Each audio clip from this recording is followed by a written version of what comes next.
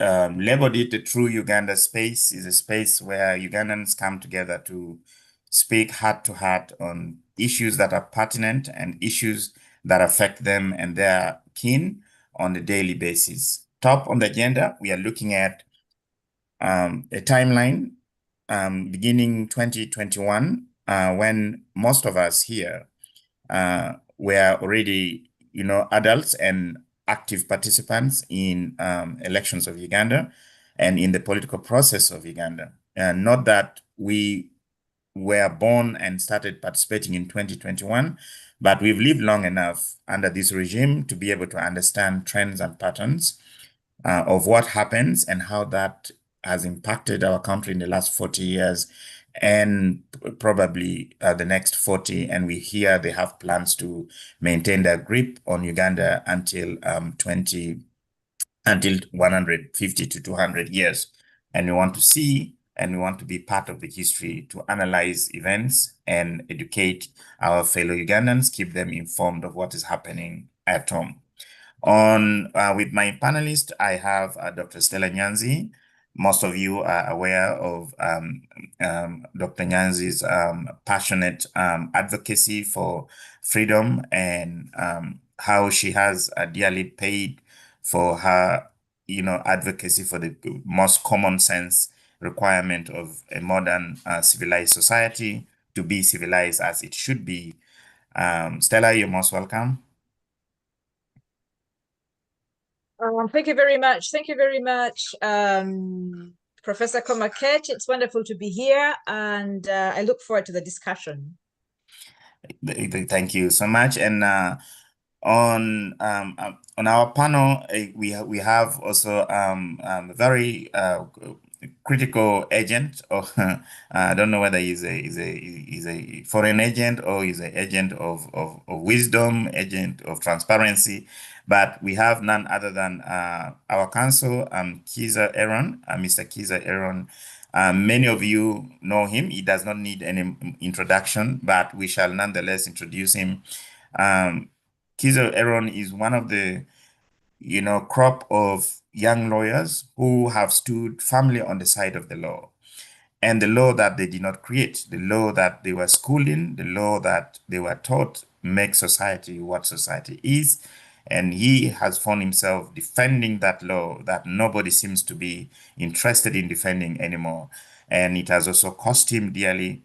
As you've known, we shall be visiting some of the experiences, the ordeals that Aaron has gone through. But today we want to tap into the wealth of his knowledge, and we want to find out why, of all the 1,000 lawyers in Uganda, he is one of the few standing by the side of the law.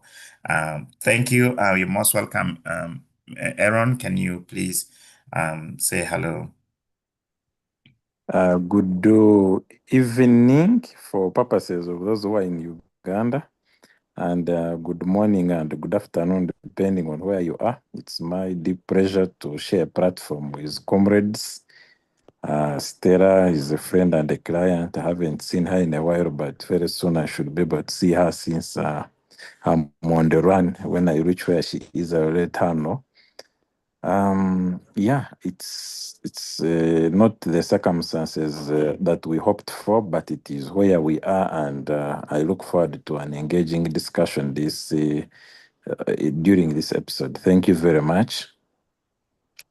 Oh, you're most welcome. And it sucks to be stateless. And I can assure you that as a Ugandan, and the story that is always undertold, and I hope one day to tell, is how I lived as an internally displaced person in my own country for over 20 years. That's the story for another day. So I do understand the transition. And our viewers, our listeners, we have Professor Kiwanuka Lawrence Nsereko. He's a veteran journalist.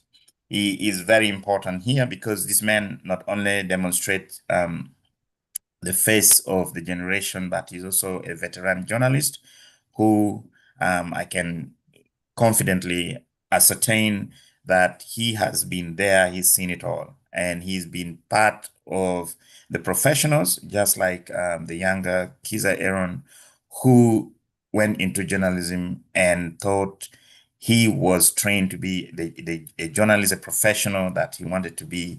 And he remained at a time that most journalists were parting away from doing real journalistic work. And he stood on the side of the Fourth Estate and paid dearly for his life. And he's here with us today. And he's going to provide an eagle's eyes to the events and trends of interest to us today. Please, Professor Lawrence Kiwanuka, you are most welcome. Thank you, Professor Kumakech. I am excited to be in such good company. It's very rare to be in such good company, and I hope and believe that what we do here will create a spark and we move our struggle for liberty, freedom, and equity forward. Thank you. Thank you so much.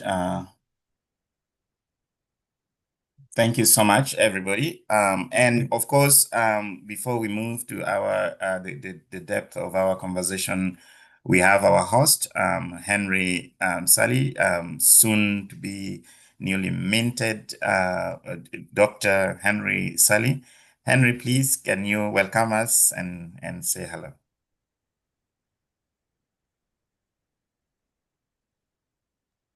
Excited to be here with you. Thank you so much.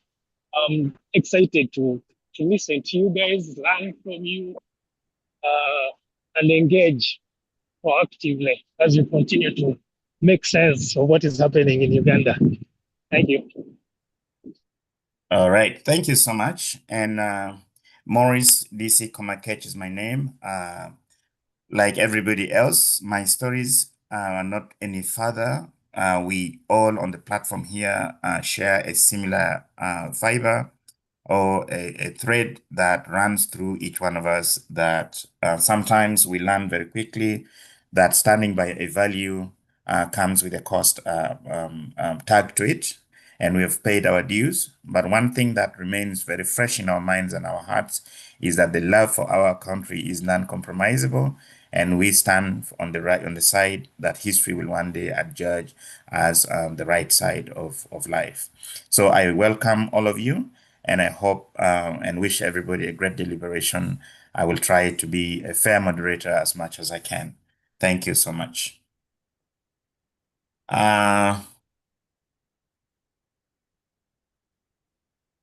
So first and foremost, a quick background. We are looking at a wide time span, and we are looking at events in Uganda beginning 2021.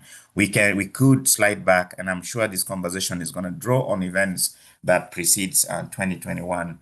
However, for many of us here, we understand that 2021 had a very characteristic it had a very peculiar or unique characteristic, and its outcome from that election has generated a lot of conversation about the transition and the militancy, the increased participation of the military in civilian life.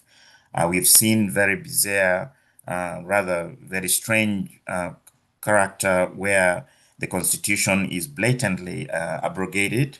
Now that the chief of the military runs a parallel basement, which is an ungazetted military facility for torturing Ugandans. And we have the father, I understand, also runs something called the cooler, which are not synonymous with the basement, but it's also an illegal detention place where many Ugandans, and we've seen increasingly from 2021, many Ugandans have been disappeared, forcefully disappeared. Some have been able to get to see the light and get out of those horrible torture chambers, but many have not been able to make it out. A lot of parents are looking for their sons and daughters. A lot of children are looking for their fathers and mothers. A lot of cousins and nieces and nephews are looking for their uncles and their aunties, most of whom were forcefully disappeared through abduction, daylight abduction, night abductions, home raids. and all these atrocious acts that we long thought had been, concerns of the past, especially during the Idi Amin era, that everybody dreaded the Peugeot vehicle that abducted our parents, abducted our uncles, and we never saw them again. But now we have to relive through these. So I guess one of the bigger challenges we have now is how do we, for example, as a nation, move forward, and how do we make sense of what is happening? We expect Uganda to be a civilized, modern society where the ideals of democracy are no longer issues that we have to whisper about. So the first question I'm directing it to Stella, and I will call you Stella if that's okay, if that's your preferred name. Briefly recount for us events from 2021 as you remember it up to 2026 and beyond, or even events preceding 2021, especially the violence against women, the violence against voters, the violence against civilian, and especially how this will affect our understanding of democracy, how whether we even do have a democracy in Uganda or not.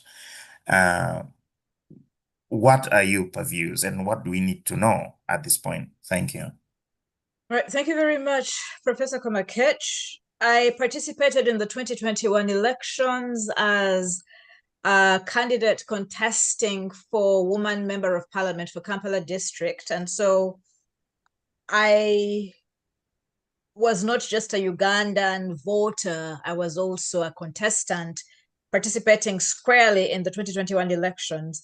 I think for me that compared to 2026, where I had already left the country to become an exile and then later a refugee in Germany, I was not present in Uganda 2026. But in terms of the militarization of elections, I think that 2021 for me was significant because we saw gunmen dressed in layer, so not wearing security identifiable uniform of either the UPDF or its allied paramilitary groups, know the police, and we observed them in the streets shooting at civilians, and there were a number of recorded deaths. I think that 2021, there was a BBC documentary produced about the dead bodies. And I think for me, if an election, just before the elections, pre-election violence,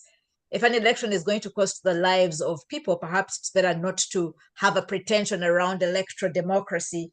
And I think in terms of following on therefrom, a lot of fear, which is a form of paranoia, a psychosis. We felt sick mentally. We are afraid of indulging in the politics of the day because of this violence that is militarized and yet pretends to be civilian. And I think that the camouflage of gunmen posturing as civilians, unidentifiable, living with us, shooting at us and getting away with it, because we've never seen any arrests, we've never had any prosecutions, we've never had any trials, we've never had any convictions or penalizations for the gunmen who shot at Ugandans, yet there were videos and photographs that captured them. And I think for me that the psychosis, the fear of participating directly, which is now apparent all over Uganda, is not superficial.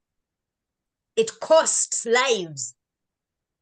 And those who murder Ugandans participating in either electoral politics or questioning the status quo, the reason of fear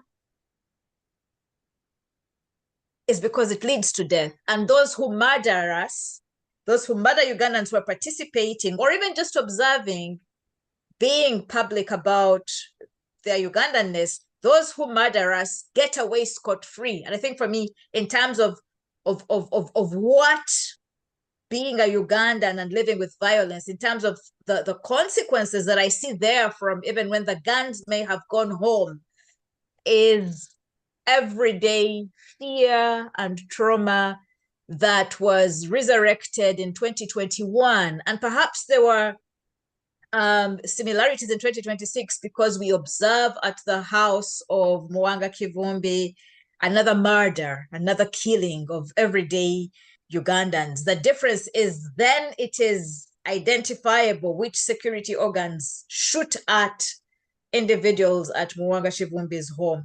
So in terms of going back to 2021, the other interesting thing for me was that dictator or President Yoweri Museveni owned up to the murder of Zebra Mando in Kampala, where he, in a public televised address to the state, admitted that the gunmen who went into Zebra Mando's house, Zebra was a member of the NUP, and the gunmen who shot him down were aligned with forces that Museveni identifies and knows, and he owns them. And he said that there'd be investigations and prosecution, but we're still waiting. We're still waiting for the prosecution of the murderers of Zebra Mando. It was still violence, military violence. And this time, in this case, owned by the chief of the commander-in-chief of the UPDF, the military. So while the 21 murders that happened prior to the elections in 2021 were never claimed, we see Yoweri Museveni claiming the murder of Zebra Mando.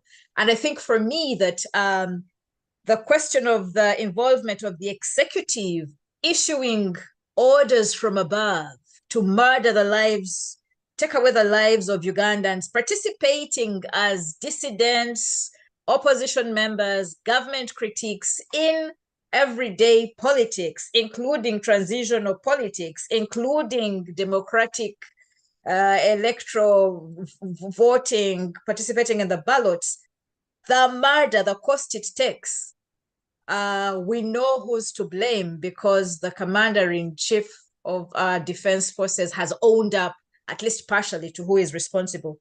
One last thing I want to mention in terms of the violence is, and this, again, we've seen a progression of this, is this establishment called the Joint Anti-Terrorism Task Force. What's the last T? So, someone will tell me what the last T is, but the JAT operations, that there is this joint task force of an assortment of military security forces. We don't know who they are, but they seem to have a mandate.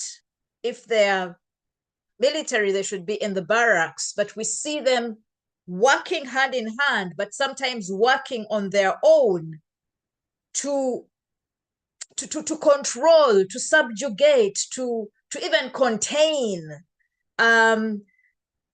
crowds. We see them getting bolder. They're emboldened with time between 2021 and 2026.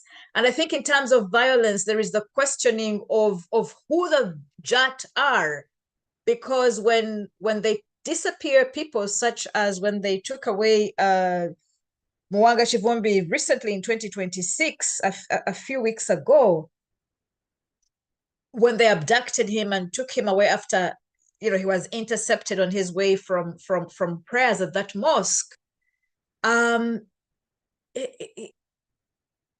one really knows in terms of habeas corpus. It's very good we have a lawyer. In terms of which organ of state, which security organ took him away, we can't name the actors in these JAT operations. They wear military uniform. Sometimes they wear camouflage. They cover up their identification badges, and they're circulating in plain sight. And maybe attached to that, then, for me, is a questioning around violence away from these security organs to violence around Ebijambia or machete wielding individuals who were in Masaka in the 2020-2021 season, and they would write letters of warning to village members, to people living in urban areas, and they would threaten them in those letters, telling them that they're coming for them. And then there was hacking of everyday, citizens in their homes, on paths going from home to the market, or from the market back home. And that violence has, it peaks and goes down, peaks and goes down, peaks and goes down. And I think in terms of who is responsible for these hackers or machete wielding men and youth vigilante who operate a lot on the outskirts of the cities, but also in the cities, I think in terms of who they are and how they relate to the state, that question for me is still a question that doesn't have an answer. And so away from the military and the police, I think that there's this everyday violence within communities that peaks at particular seasons and goes down and has no explanation, its causality, who the players are. We saw criminalization of members of parliament who were arrested in 2021 around the period after the election, and we saw their trial, and one of them actually died, succumbed to illness that he got infected with when he was incarcerated. But questions about who the Bijambia machete wielding dispensers of violence are remain questions and unanswered. So I think for me that in terms of the violence, it's rising. It's coming from both identifiable but also non-identifiable security actors of state, but there's also the non-state actors who are everyday vigilante people wielding machetes every now and again. I think I'll stop there for now and listen in to other discussants. Thank you very much, Stella. But before you go, I want to throw in the second follow-up question quickly to you, because you narration, and I will ask our counsel, Aaron Kiza, to explain whether Uganda is under siege, considering all these abductions of Ugandans with men in hoodies and driving drone without number plates. We will come back to that. We will address that. We'll get an analysis from that. But still, I want to quickly follow up and ask, looking at all the electoral violence and the increased violence in society that we are seeing now, what do you think are the most immediate and long-term impact, especially on women, especially on older women, and especially on women with disabilities and young women who are espousing ideals of a good society, of a modern society? Right. So I think in terms of the effects of this broader violence that peaks around election time, whether it's the abduction of Honorable Miriam Matembe, who is an elderly senior, former minister of ethics and integrity, or it is the abduction of Sauda Madada as she attempted to leave Uganda, or it is the abduction of the scores of women who belonged to opposition political parties, but particularly to National Unity Platform, or it is the women who were murdered either in 2021 during, the woman who was selling food and was shot at.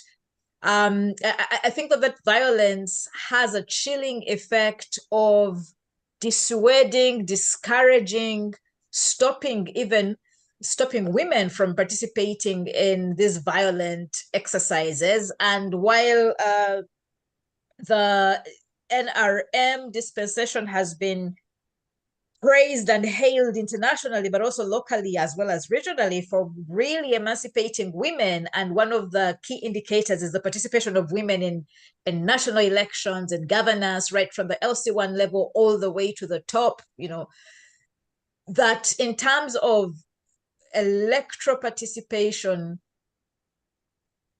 women more and more, because of the violence that's meted out on them, are stepping back, right? So the gains in terms of, you know, the affirmative action that was done, the women representation and women's quotas, etc., etc., the women who speak out and are emboldened and have a voice are beginning to silence themselves because of the undue violence. And I think there is the violence that leads to murder, but there's also the violence that's undertaken through all these extrajudicial, we don't know who, sort of executive orders from above targeted at particularly dissidents, opposition members, and government critics. So we see a rollback on these gains for the NRM, and for me it's pitiable, because then it means that more and more we shall see a return to a dominance of men participating in elections, and women and older people will withdraw. Yes, absolutely. And thank you for that. And you raise really very, very pertinent issues that we should always think about. I see each time they take a woman, they abduct a woman, and each time they disappear a woman, I start to see, homes with children who are not cared for, children, going to bed hungry, and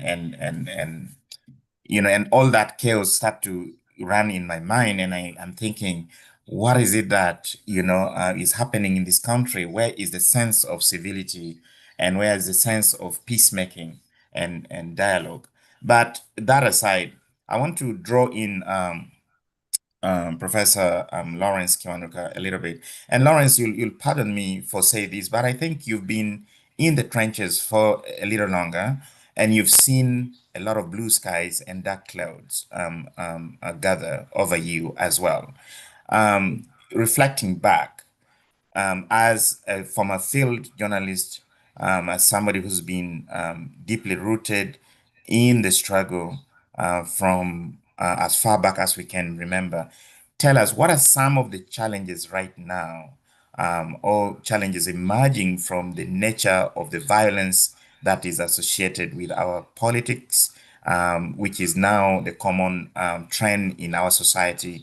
How does that impact journalistic practices, and in a bigger picture of things, the freedom of speech? Yeah, thank you, Kumakech, and thank you, Stella, for your sharing.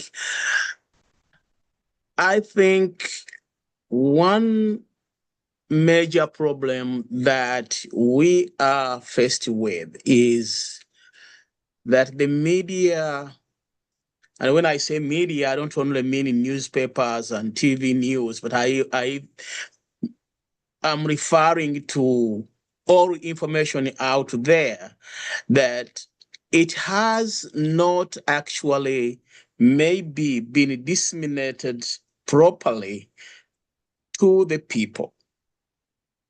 Because when we talk, for example, about women being abused during electoral processes, we seem to start very late. We don't recall the Apiu Julu, a member of parliament from Kitgum, who in, I think it was 1987, 89, who was a member of the NRC, who was arrested and badly abused, and then subsequently charged with treason. Mm. So our memory is very thin when it comes to what this regime has been involved in. I don't want to go back to the Bush days of what happened, but those who can, look up the name Nabunje, a woman, and what happened to her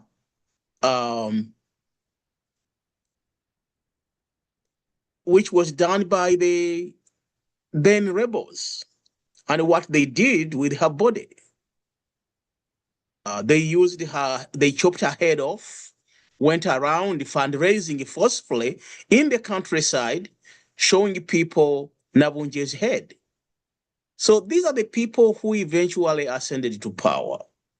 And they have a tendency to try to control the information because they know the strength of the media. They know if they could control what we are on now, they would maybe do their best to shut it down. And media workers covering campaigns face a lot of security issues, access issues, and institutional obstacles, because we have had journalists report harassment, assault, arbitrary arrests, and all these forms of abuse. Their equipment have been taken away from them, and the internet shutdowns and the restrictions on social media platforms during election periods. These have historically cut off reporters' ability to verify information and communicate it or communicate with their editors, or even file the stories that they should have filed on time. So there was that kind of violence in 2021, in 2026, but it dates back to the first election in 1996. What happened at Kacheka ground in Imbarara when Semogele was campaigning in Imbarara? We all remember that 2 people died during that shooting. But because our collective memory maybe hasn't done so well to remind us that this is what these people are. Physical violence against reporters is their go-to process. I experienced it directly, even though it was not an election process. We saw journalists who suffered like very early in the NRIM days, like Hussein Abidi, what happened to him. So what we see during the election is basically what they are doing in the closet. They come out in public. During the last elections, Ivan Imbadi of BBS Telefina was assaulted by the police. And I think that was on January 5th when he was in Queen District.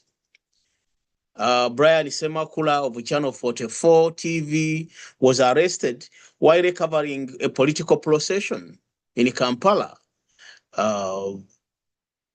Sematimba Begwire of Radio Simba was pepper sprayed and struck. And these are common occurrences when journalists are executing their responsibility. And then we have the most disruptive irregularity, which disrupts the reporting process. That was the national shutdown of the internet ordered by the Uganda Communication Commission on January 13th, which they did in 2021 too. So they blocked social media and all the other messaging apps, and using a VPN was criminalized. And they left journalists in the Kampala newsroom unable to upload their stories. So the media workers were functioning in complete darkness. Okay. without mobile or broadband and satellites or fixed telephones working, everything was dead. And in that darkness, the regime could do all the harm to the process that they wanted to do, because they were in complete darkness. There was no light being shone on.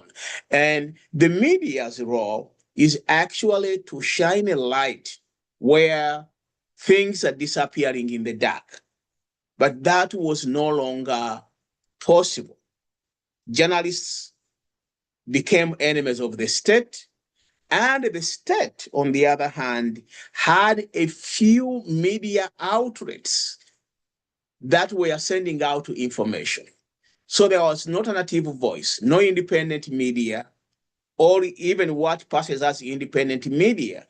And that's the problem in Uganda, because we have around 147 radio stations.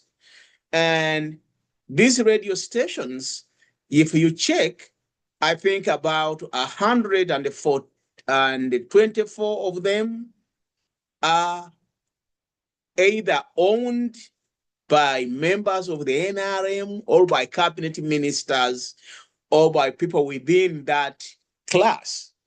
So even the media itself is not that independent. So what do I have to say about the 2021 election through the 2026 is that the media in Uganda is actually in total downfall. The slide back, as you saw, with now the monitor partially shut down and coming back, but we don't know how it's going to be.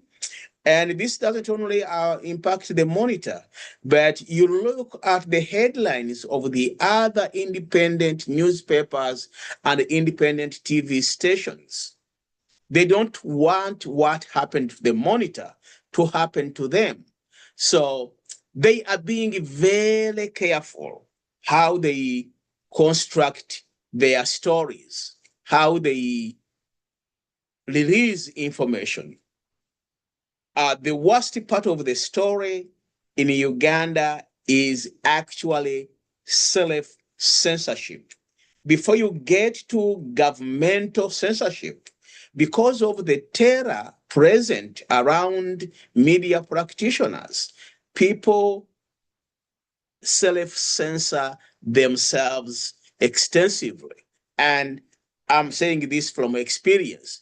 If you check on my writings, in the last 5 years before I left Uganda, no, in the last 3 years before I left Uganda, I never mentioned Janet's name anywhere for any reason, because that was a line I was told not to cross ever again.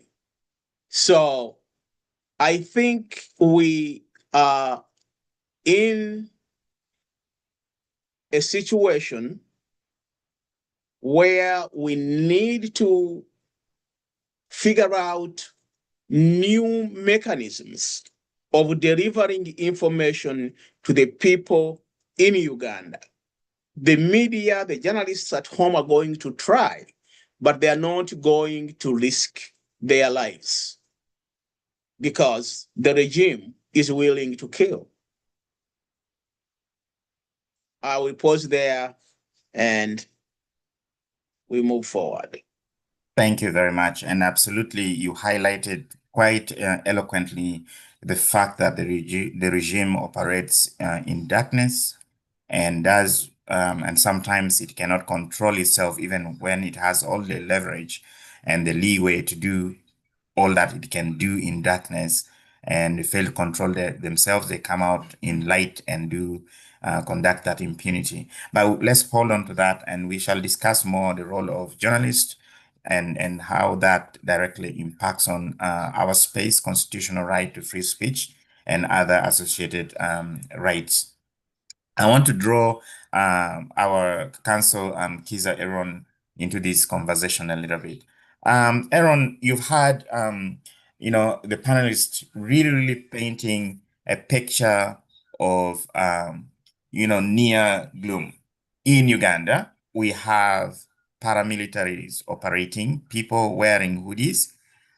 We have and abducting citizens. They're driving cars without number plates that actually, take away our relatives, our friends, our colleagues, in what we call the forced disappearances. I just want to draw you a little bit that in moral philosophy, we believe that for you to ascertain a valid outcome, you need to construct a valid process.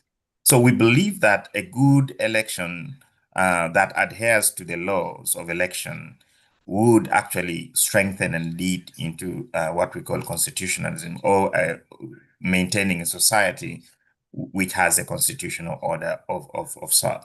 With all the events happening in Uganda from 2021 or preceding 2021. And we are very privileged to have the opportunity to hold this discussion in between these events so that we can actually see the trends, and maybe before we end this conversation, we can predict what to expect in 2031. But my question to you is, is Uganda still under a constitutional rule, or do we have an absolute absolute decline of constitutionalism in Uganda? From the legal perspective, how do these events unfold, and how do you make sense of it? Well, very interesting question. I think it is best answered by remembering that the present constitution was a serious negotiation, a serious people's settlement, but which was imposed on Museveni. Imposed in that he had to pretend that he was interested in constitutionalism to buy more space, political space, to buy more time for himself. But if you followed his debates, even at the CA level, the progressive voices and Museveni were on opposite sides, including USG, who, despite being part of government, was already showing signs of being pro-people. And there was that wing of, yes, they were in NRM, but they had they had progressive ideas, and unlike Museveni, they had believed the 10-point program, which Museveni has never believed in the first place. So the chief executive, the primary enforcer of the constitution, did not believe in it, and ensured that the presidency had a lot of power, and continued expanding that power, continued disabling the constitution through constitutional amendments that extended his term limits, that removed the age limits, and continued lambasting the judiciary right from the Semogere decisions that when we still had the judiciary that were progressive. They were always threats and ridicule of the judicial decision. And Museveni was famously quoted saying that judges should decide the chicken cases and they shouldn't discuss governance-related cases. The constitutionalism question has been suffering for long. Like there has been a continuous erosion of constitutionalism, not just starting with 2021, but long before. As soon as the 1995 constitution was promulgated, there were always signs, if you looked, of it being undermined from the very top. And that undermining of the constitution continued to get bolder, to get worse, to get frequent in the succeeding years, led by Museveni, either directly or indirectly. The more realistic philosophy for the governance of the country has actually been militarism. But militarism needed to pretend, needed the buy-in of the people. And for most of Museveni's era, the militarism would be only overt if there was the political cost was not manifest, was not big enough, or if they were tired of pretending. Increasingly, they are now tired of pretending, and even the blind can now see that we are not living under constitutional setup, a constitutional democracy, even though our constitution, despite being butchered severally, still is a very good document, which if it were followed, people would have their freedoms. There is still freedom of expression on paper. It's not there in practice. There is still due process guarantees.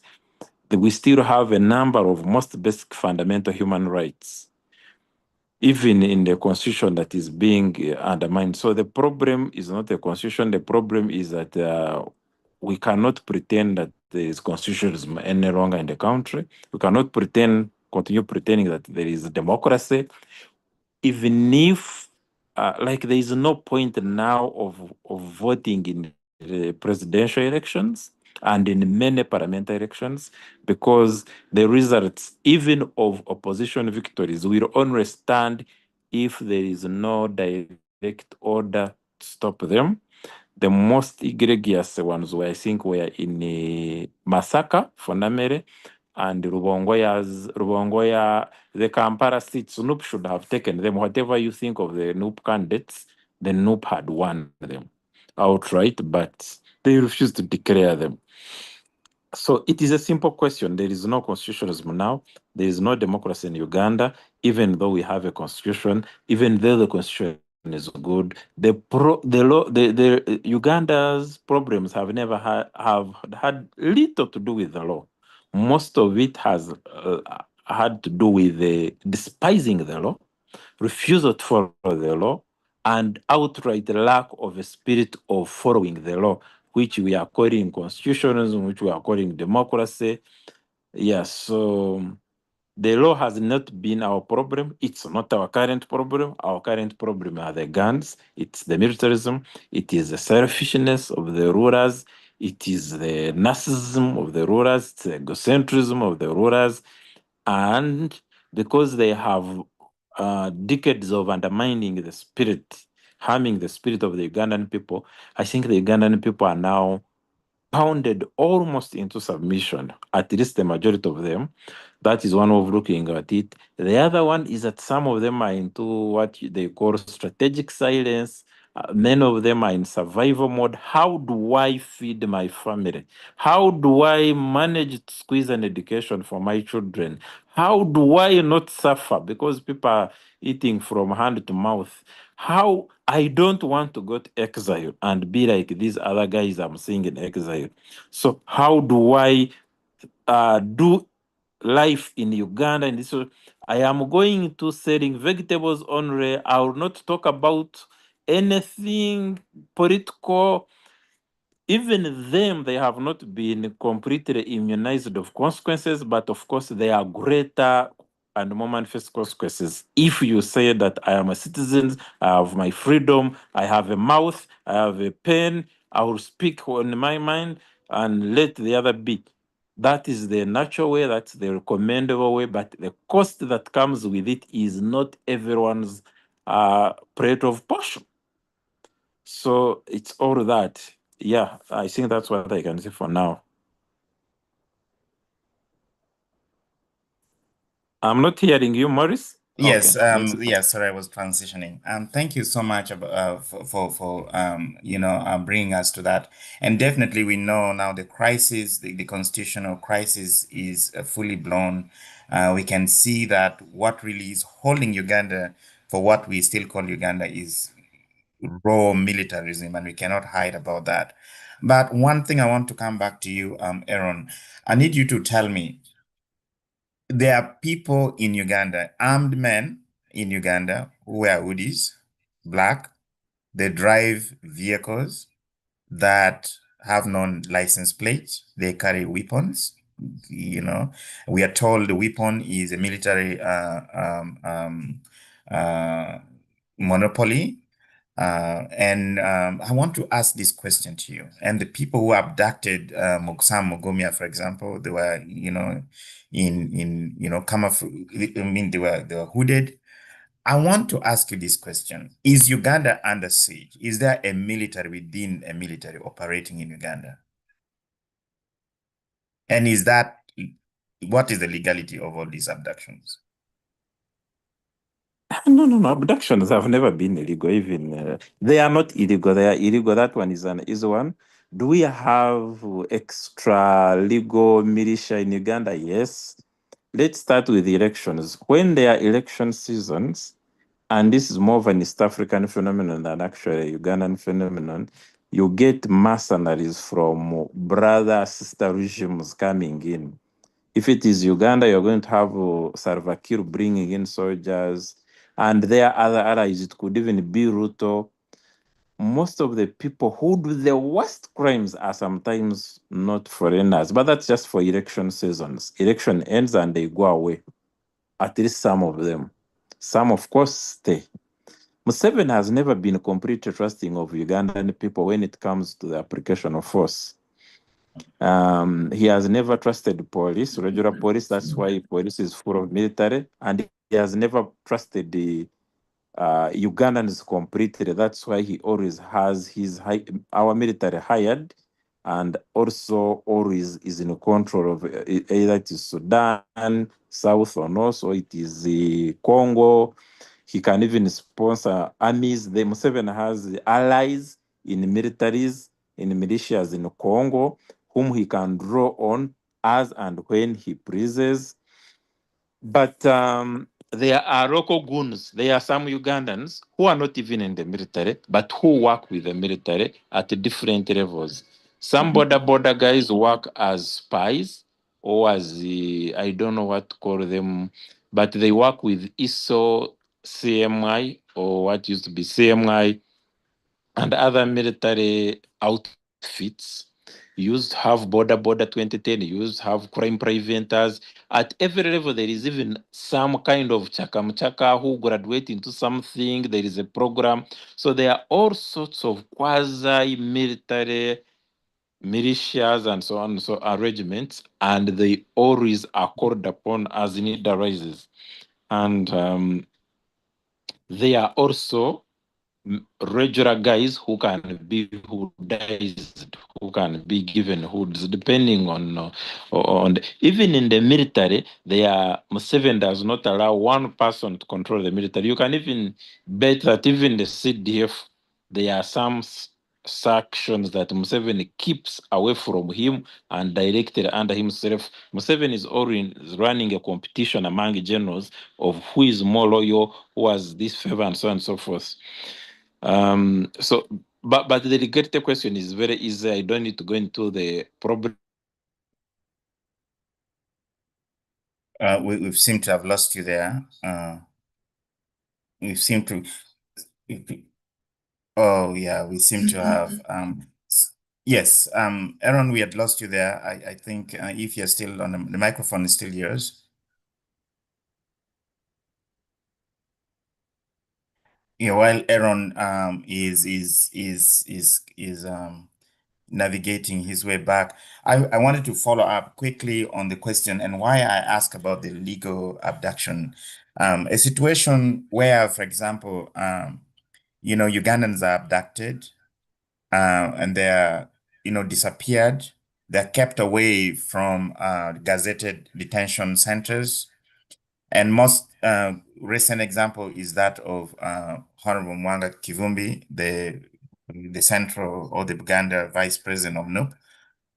And then the police denies, the knowledge of these individuals being abducted or being, kept illegally in detentions that are ungazetted. And then what happened is that all of a sudden, Honorable Mwanga Kivumbi appears in police custody and is taken before a judge who arraigns. It looks like by the judge tolerating these cases in one way or another, there is complicity that the abduction in the very first place was somehow justified or had some our councils back, some kind of a legal narrative on a legality about it. But yes, Council, we lost you a little bit. I was actually following up on a question for you, and I was explaining that the reason can you hear us now?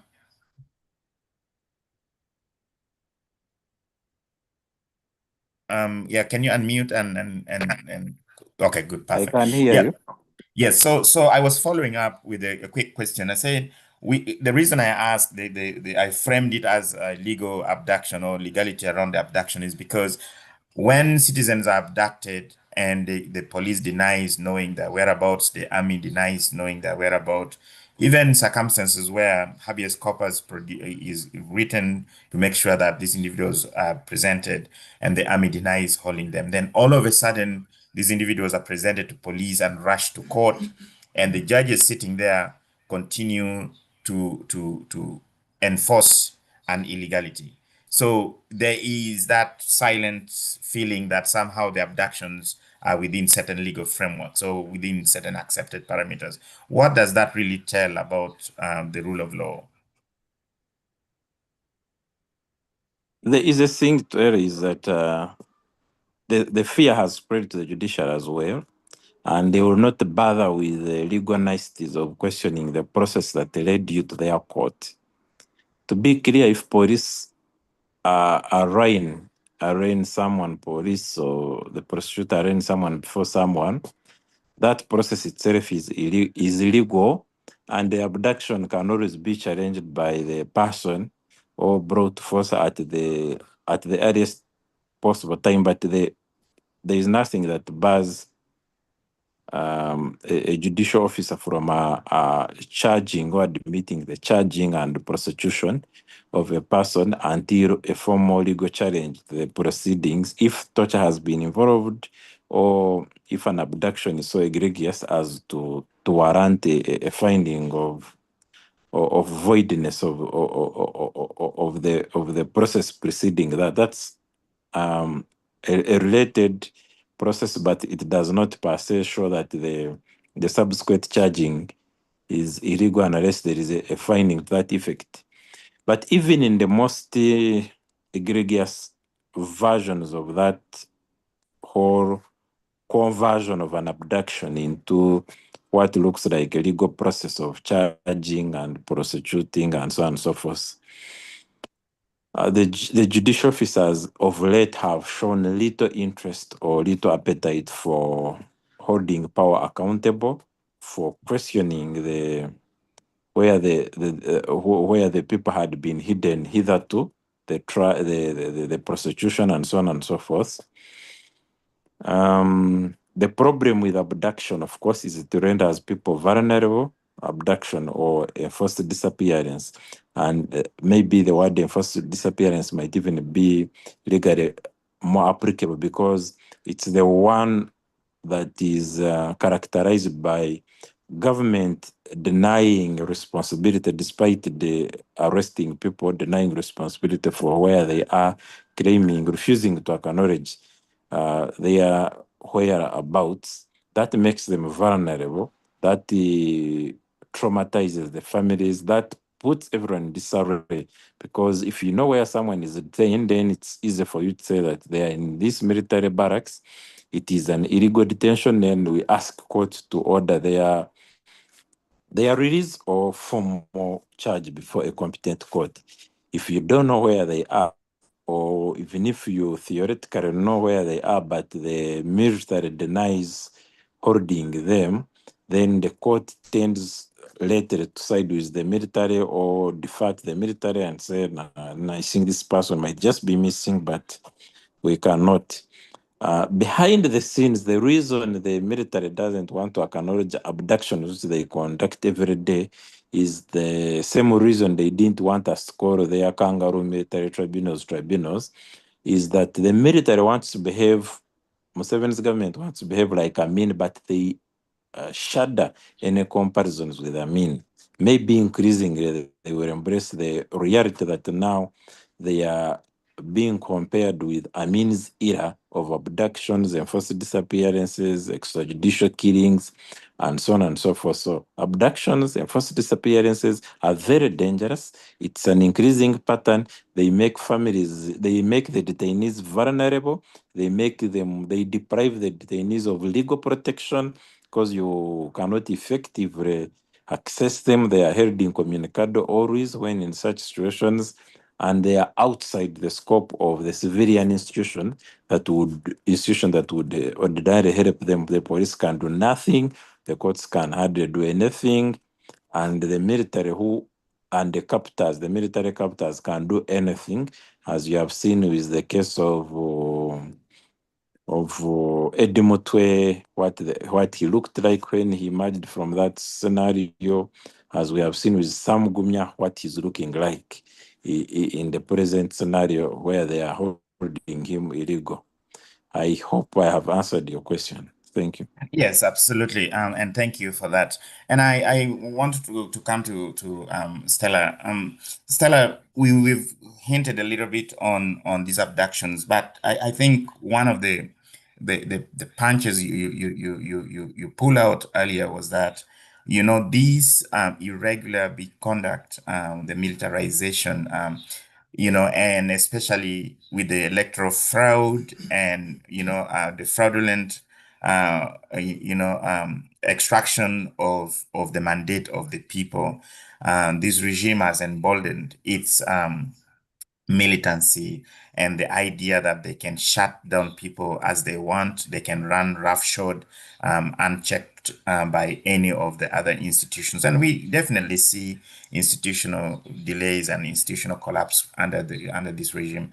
I want to focus mostly right now on the patterns and trends of the abductions and the forced disappearances. From your perspective, should we expect more?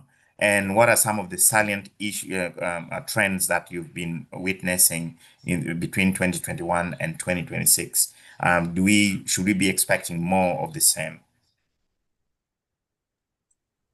So I suppose for me that there is a question that's been introduced since 2021. I think prior to 2021, there were rumors of the Chwezi dynasty, which involved a 50-year plan to entrench Museveni's family rule. And in 2021, it wasn't clear the emergence of Muhoozi Kainerugaba. But I think in 2026, we saw the emergence of PLU and the Muhoozi, MK Army, and the Avengers, the think tanks, and all these. There's a third layer is part of what I think. And so in terms of a prediction that had been made much earlier, I think through the media, which Professor Chiwanuka covered well. David Sejus at one time told us about the emergence of Muhoozi Kainerugaba, and that's a new factor that was predicted, and we didn't see enough evidence of, I think, in the 2021 period. But now there's full emergence of this person as a contender, as one of the challengers for power. And in terms of prediction now, and also in response to the question of whether the military is under siege, whether our institutions have been besieged, whether our processes of, whether it's constitutionalism or statecraft or judicial processes or retribution, getting some justice, one can predict very clearly that the capture through this new player, and by player I don't mean just the individual, I mean the individual and all these informal, ambiguous, ambivalent, not institutionalized, not very clear rings around him, rings of power. It's military through the SFC, It is political organizing because there's PLU, which is not, it's called an NGO, but it plays the role of a political party, but it cannot register because of the ways in which the law has, yeah. So what I see for me in terms of predictions is that there's a new, much more sinister player who's emerged, whose brutality is responsible for the abduction. So while we may have known old school Idi Amin, that is where Lawrence took us in terms of the history of violence, or we know contemporary Yoweri Museveni, there is a new player and he's responsible for the basements, right? He's responsible for the drones. He's proudly tweeting about his dealing with important opposition figures. So in terms of the predictions, I think one thing that can be said for sure is there's a third player away from the political parties, away from the police or the rule of law, or what the constitution, what our Ugandan constitution says about a serving military man, because this is the chief of defense forces. And I mean, Aaron is the lawyer here. The law does not allow him to participate in elections and politics if he's still wearing a military uniform. But in terms of predicting family rule and extension, that prophecy or the speculation that occurred prior to 2020 about the promulgation extension of the 50-year dynasty, that can be made. There's a trend around extending family rule.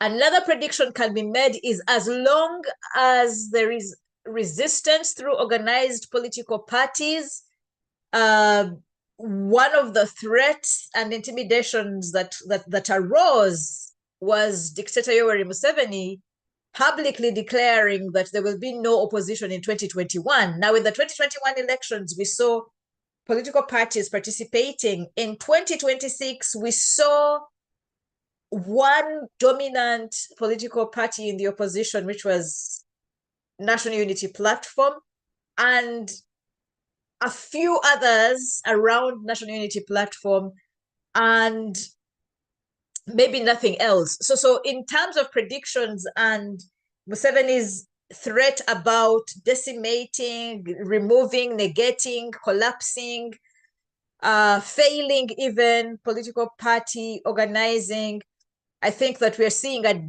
steady collapse, fragmentation, shutdown, leaderlessness of opposition political parties. And I want to put that in context. So the military has come after the leaders of NUP and of PFF. And I think one of the issues that may have been spoken about or could have been spoken about was the monetization that comes along with the militarization of our electoral processes. In addition to the capture and abduction of leaders in NUP and PFF, I think that the monetary element that was introduced in our elections meant that Forum for Democratic Change, my political party of affiliation, was divided because of monetary injection and infiltration from NRM players. And we saw a splintering, as a division that created a much smaller PFF and a much smaller FDC and rendered their political party organizing impossible. Now couple that with money that was introduced as well into NUP, whether it was through the 500 million that came to the then leader of opposition and several other commissions or commissioners in parliament, or it was through funding of contestants who participated as NUP members but later defected to NRM.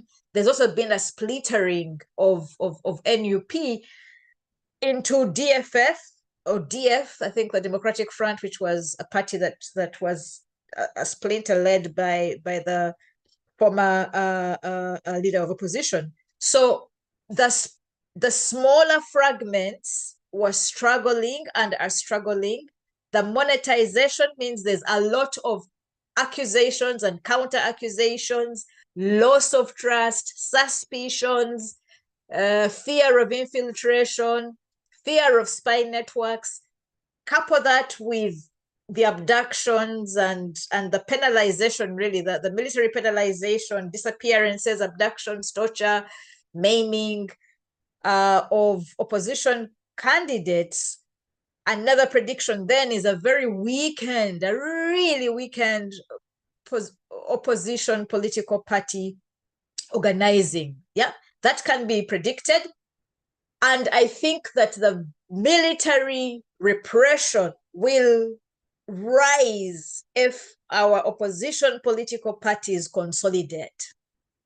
If we concede defeat and allow to be weakened, which is the grand master plan, 70 said there'll be no opposition.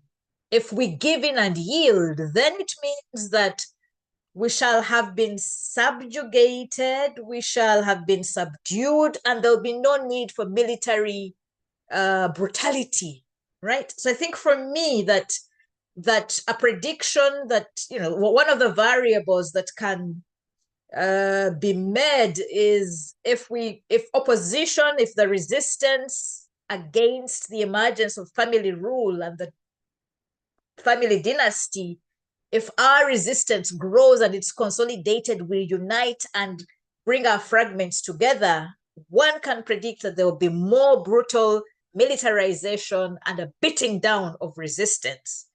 However, if we yield, if we stay fragmented, if we offer no resistance, then this emerging ambiguous structure of PLU under Muhoozi will have full sway to do whatever it wants to do,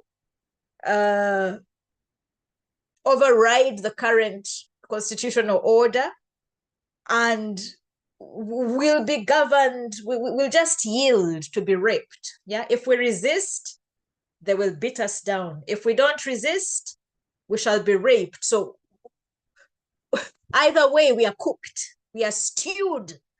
And I think that then in terms of being the thinkers of Uganda, we have to sit down and ask ourselves honest questions about how to proceed beyond talking. We, the thinkers, whether we are abroad or within the country, we have to think about how to reorganize in ways that neither hand over our power nor endanger. The last prediction I want to make is by Baganda. I'll quote a Luganda proverb, milambo, which translates, loosely translates as countries are bought with dead bodies or with blood. Yeah, the call for martyrdom is one of the predictions that playing with political power, real political power, participating, engaging actively as resistance, as opposition, as critiques, questioning, interrogating, even rejecting outrightly, is going to lead to more bloodshed. Is it a cost that Ugandans are willing to take as we go from the ballots to the basements and in between? Thank you very much. And I think you make very valid points. And I start to see that, Ugandans are moving studiously away from exposing themselves to the risk and humiliation of their votes being stolen blatantly, them being beaten like, animals at the ballot. And of course, as Aaron stated, that we will reach a point in my prediction that in 2031, President Museveni, then Dictator Museveni, then will be able to appoint MPs. They're already appointing anyways, because as you've said, if they don't, like you as a candidate, they will not announce your victory, and you have nothing to do about it. That's more or less appointing MPs. One case, clear case, is the Kampala situation, which was quite embarrassing, but they don't even get embarrassed anymore. But here's the thing as we transition, and I think Stella makes a very good case that the system is emboldened and is more entrenched in its brutality and its agenda or intention to grab and maintain power at all cost and to cook Ugandans into a soup that they will want to drink for breakfast, lunch, and dinner. I think this is where it is, and that we are all standing on the way as matters if you want to really reclaim our spaces in our civil spaces in this country. And that's why, ladies and gentlemen, I continue to say we have a new Uganda here. And this is a space where we feel our Ugandanness and we should maximize on that freedom that we have so far. I move now to Lawrence. And I ask you a very simple, well, not very simple per se, but I want to make it very light in question. So we have all these trends of abduction and the challenge of even reporting them, because one of the bigger problem with the journalists is that before you go to the media, you have to somehow consult your sources, you have to verify, but these are facts of disappearances, forced disappearances. The local community are reporting clearly that they've seen men in drone armed to the teeth, abducting citizens, and the state denies holding citizens incommunicado. And we eventually start to see snippets of the torture. If you don't hear from the tweets or the X of the CDF, we start to see emerging pictures, gory pictures of tortured citizens. I still remember how I couldn't sleep when I saw the torture marks on Kakwenza's back. And now when I saw my friend and all our friend Sam Mugumia, and by the way, Sam Mugumia represents all of us in this basement situation narrative. So I want to ask you a question, sir. As a journalist or as a former journalist or as somebody who is familiar with responsibilities of journalists, how do you think this is shaping up, and how do you think future reportings and holding the regime accountable or shining light in this darkness will be possible? And do we still think, and I know you've used the word independent media, do we still have any media in Uganda that we can confidently identify as independent? Thank you, Komakech, and thank you, Aaron and Stella. I think before I answer your question, there is something that I need to maybe kind of go back to that Stella mentioned, and this regards predictions, more so about the Hima dynasty in the region and the idea that Mohozi is coming.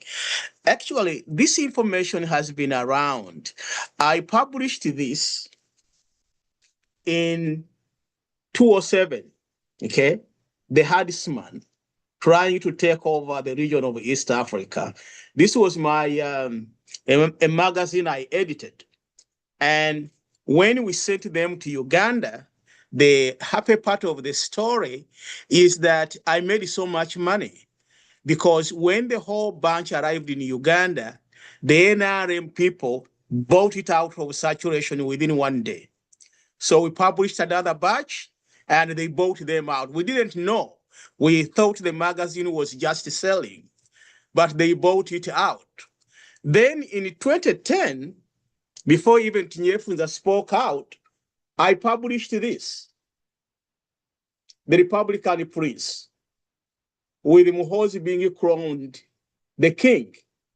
And these have been around. But the government figured out how to muzzle us because we could no longer send the magazine to Uganda to sell, and we couldn't run it. So it ended up shutting down. And this has been the tradition when it comes to the media. What do? The media, even though it's an information industry, people need to survive. So as you report, your personal security is fundamental. That is the reality that we cannot deny, which we deal with.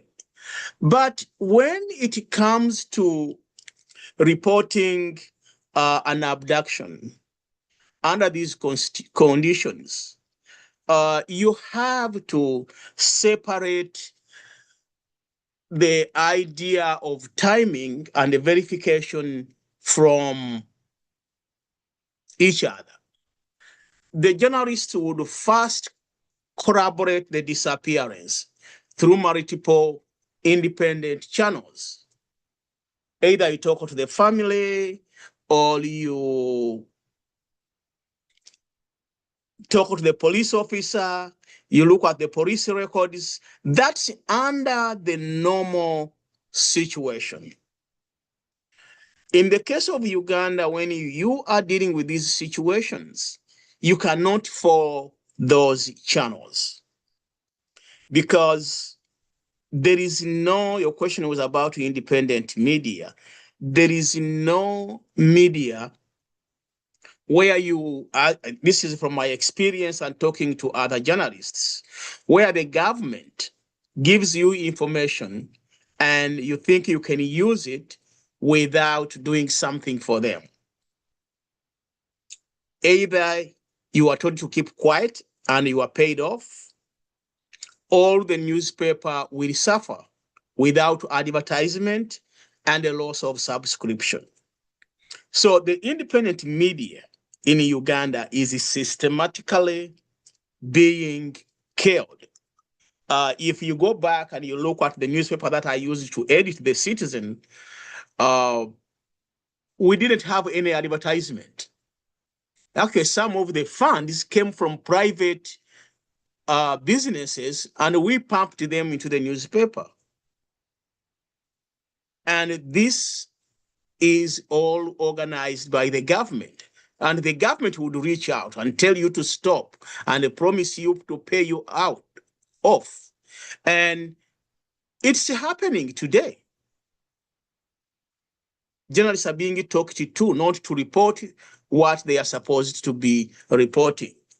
So the first thing you have to do when you are reporting in such an environment is to make sure that you are safe, but also your sources are safe, and you are not going to endanger the person you are reporting about.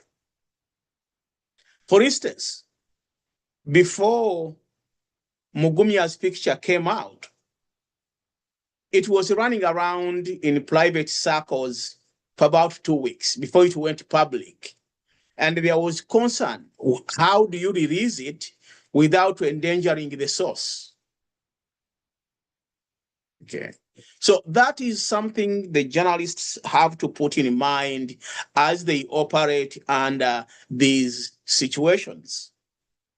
At times, when people are being disappeared, the reporter might actually have to act very fast. Now, that's the iron of it. That's the opposite of what I was saying. Be cautious, verify, make sure the reporter is safe, whether it's a security guard or a gatekeeper who has given you information, or a cook in a facility. Make sure they're coming out of the information is not linked to them. But then there are other cases where you have to move very fast. And often this saves lives. Example, when Zachary Orumu, Andrew Adimora, or Joko Mulozi, and I think Ambrose Okulo was able to escape. When in May 1991, when these leaders from northern Uganda, primarily actually, were arrested together with Omar Atubo, they were arrested in Kampala.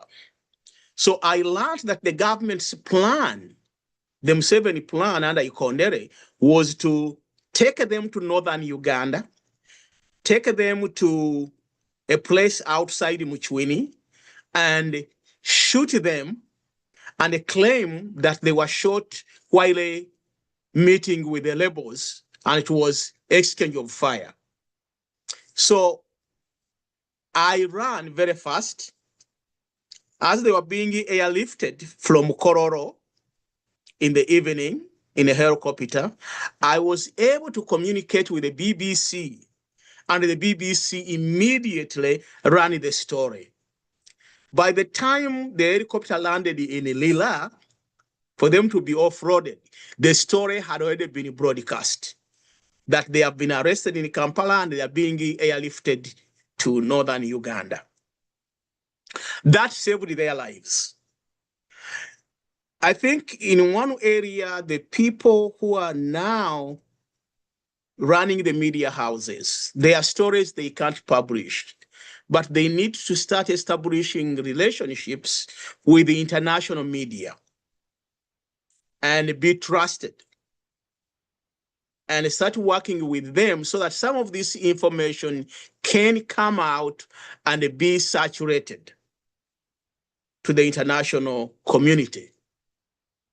Because you have to save your sources, you have to save the people. You cannot just risk everything every day.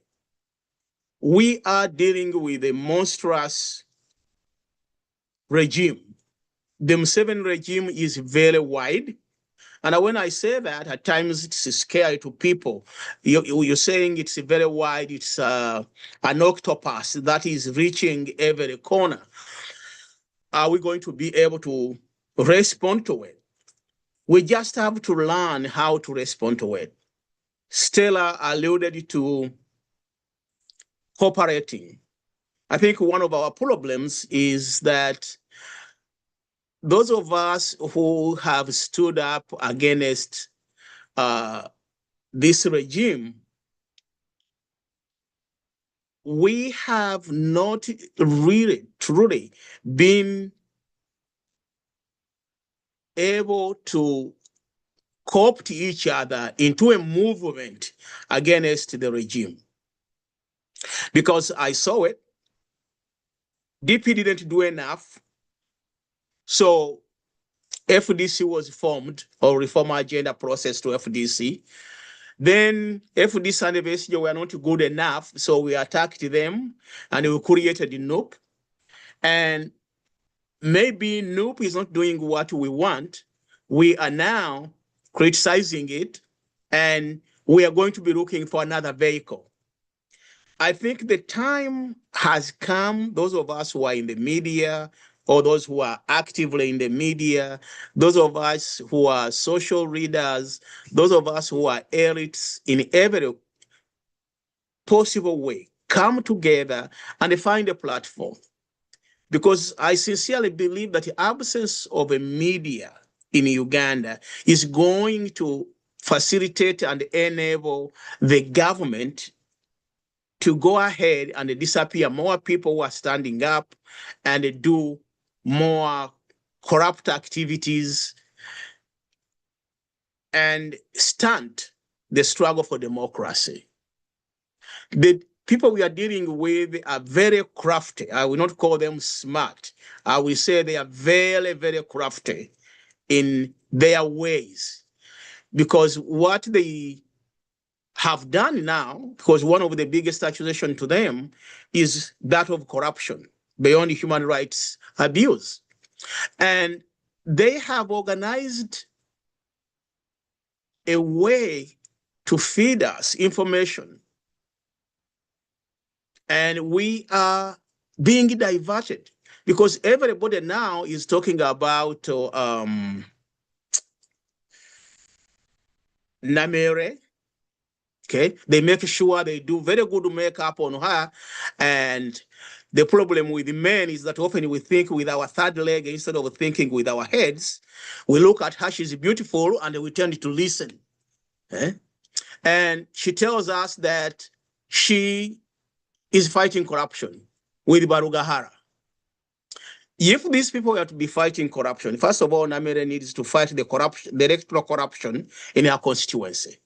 That should be number one. But also, they should not go for the poor district officers. Let them go and find the penalty of this word. Those are major corruption cases present that are being ignored. But now the media is feeding this to our society. And unfortunately, nobody is coming up to risk to give an alternative view. So those of us who are here on this panel and the other people within our class, what are we doing to create an information network that is going to educate the people about this problem? That Museveni has been playing the media for so many years, using it for totally personal political benefit and giving information. For instance, for me, I know that Bukede, as a newspaper, was started to stunt the intellectual capacity of Baganda. Period. Simple. We can argue that to the end of the day. If you want, check the headlines the day the first land bill was passed. Okay? The headline in Bukede was about a fight in a lodge in Katwe that morning. In the New Vision, it was about the land bill being passed. So those who are reading in Uganda, we are reading about sexual encounters in a lodge in Katwe. So these are very, very tactical, intelligent dictators. The one thing we must accept is that Museveni is very crafty. He knows, he maps out his agenda. That's why I brought those two magazines out, that whatever he's doing in Kenya, in Tanzania, he planned it all the way back. The evidence is there. Nothing he is doing today is by accident. Okay, that's why he's very mad at Kizza Besigye, because Kizza Besigye is interrupting that process. Absolutely. Professor Kionoka, let's hold the thought there. I think you introduce our next chapter, and I think our time is against us, but we want to make the best use of what we have. I want to draw in Aaron, bring in his legal mind to help us make sense of this. Aaron, we have widespread complaints of abductions, forced disappearances, as we've been discussing already. And we are looking at how everybody is now whispering. Uganda has become a state of whisper. People are afraid of each other. In social gatherings, you find in the past where, you get comrades talking freely about, news, events in news. These days you find people now gathered in small clusters, just kissing, the lips of the bottle, just praying for the time to elapse so they can go back home, and tension everywhere. So I want to ask you two quick questions. One, what legal action should relatives, friends, parents of abducted and disappeared persons take immediately? And I think this is a kind of a challenge that a lot of Ugandans are facing, and especially I was following how Sam Mugumia's mother was looking everywhere for her son.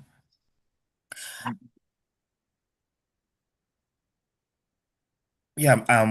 What guidance? What should these parents do, or these concerned citizens do? Yeah, when this happens, it's very tough for the parent, and some of them really they are facing it for the first time. And yeah, it's a tough situation. But legally speaking, what they should do is document it, and that means for whatever it's worth, going to police and reporting the case and trying to ensure they have a police number. After 48 days, if they already know if the person is in police, ordinarily through the legal aid lawyer, or those who can afford one, asking for mandatory release in a magistrate's court, if it is with the military or unclear. You meant 48 hours. You meant 48 hours. Yeah, what did I say? Yeah, but 48 anyway. days. Okay. Oh, sorry, 48 hours. Yeah, 48 hours. And if it is in the military or if the detention, any other sort of legal detention, either police going for habeas corpus, that may not sometimes yield quick results, but it at least helps the parent, the victim, the family to tell the story through that and preserve it for posterity and for future reference when the person eventually appears and so on and so forth. The legal process is important, and that's what I've advised on habeas corpus or mandatory release and police documentation.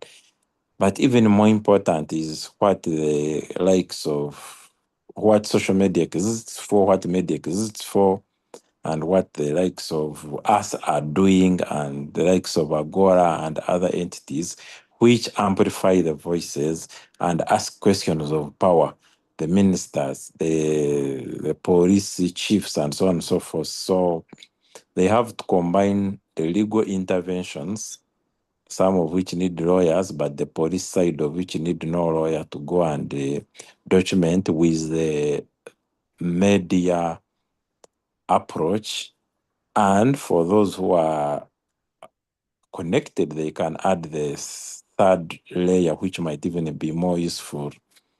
The social pressure, the connections you have, a relative in the high echelons of the military, of the church. You know, both Museveni and the church were taking credit for the release of Matembe. The church and other high-profile people can exert pressure on the judiciary and on the political actors like Museveni. If someone can visit State House, make a call to the CDF, that happens. One, we had we had been fighting legally, but the thing that moved the needle in the case of the Kenyans was former President Uhuru Kenyatta intervening in the matter, calling his friend Mohozi, and that was when the release efforts for Bob Jagi and Nicholas Oyo gained the impetus. So it doesn't mean the legal process were useless, they were still important, but in an increasingly militaristic and informal state, those informal issues. If you remember the Zedriga matter, the culture chief, when the culture chief intervened, her tribes, men and women started giving deadlines and what. There was even a ritual and ceremony they conducted. Power in Uganda takes those things very seriously. Eventually, she was released. So that is the third and many times the even more effective route in this current madness that we call Uganda. I think that in summary is what they can do on a legal and extra legal front. Thank you very much. And that said, we've been discussing a little bit about abductions, the trends, and the emboldening of the state in its participation in abducting citizens. But one abduction, which really was like abducting the elephant from the room and keeping it in the same room, was that of Dr. Kiza Besigye and the co-accused. I want to visit this matter a little bit, and as we check on our time, run us through this abduction of Kizza Besigye across international boundary. What does it mean, and how, where does it place other Ugandans who may be, like me and you, who for some reason could not find space in Uganda and have maybe settled in Kenya, in Tanzania, or in neighboring countries? What lesson draws this? Give us a little, rundown on this matter. No, starting with the lesson, it is simple that Kenya, Tanzania, and other countries neighboring Uganda are not safe for Ugandan exiles, except for temporary stopgap measures as you plan an onward exit to be sure, Kakwenza passed in Kenya. And I remember there is a time I was seeing Stella also in Kenya stranded, not initially for the exile. There is a time she had issues with her trying to cross back to Germany. But Kenya is not safe. That's where KB Rutari were abducted from. Many people have been abducted from Kenya. So there is no neighboring country in Uganda which is safe. Sometimes it is actually thought, surprisingly, that Rwanda might even be safer than Kenya. That is a interesting situation, but it is what it is. So Kenya is not safe. Tanzania is worse. Southern Sudan is not a place to go.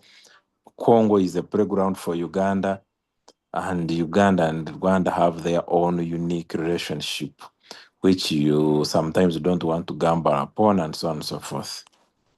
The message issue started on 16th November 2024. He was abducted from Riverside, where he had gone to meet with people, including the star witness, who was a state spy and who had been bankrolled by CMI since 2021.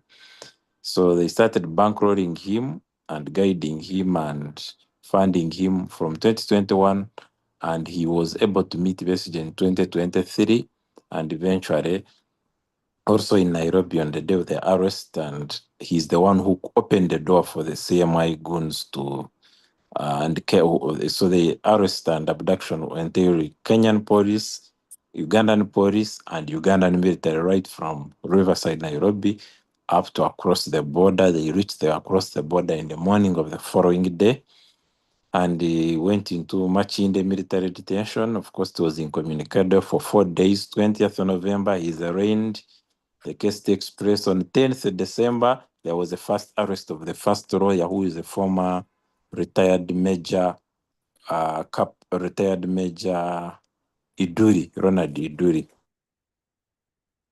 the police, and accused of having pens that had PFF and so on and so forth.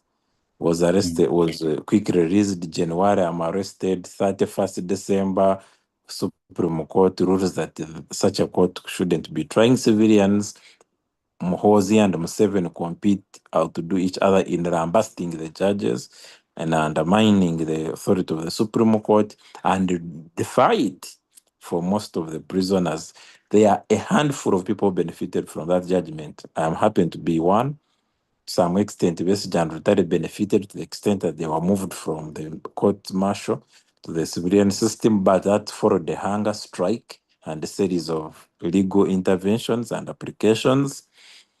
You can see the machetes were still released through the court martial, despite their case being one of the beneficiaries of the Supreme Court judgment. So there is an open defense of that judgment.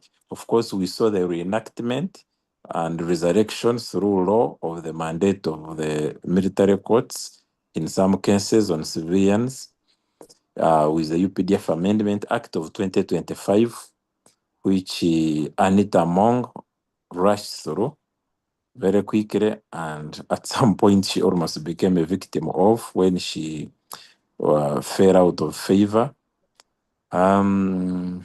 Yeah, they committed him to High Court in May 2025. But they were not ready, so by December they were still amending the indictment. December 29th, they finished the disclosure of the material that they are going to rely on the evidence in June, and we publicized some of it. And for that reason, I am almost persona non grata in Uganda.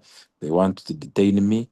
On 15th of June, when they had finished disclosing and we thought they were ready for trial, but of course they were not ready, they were pretending, they start abducting us.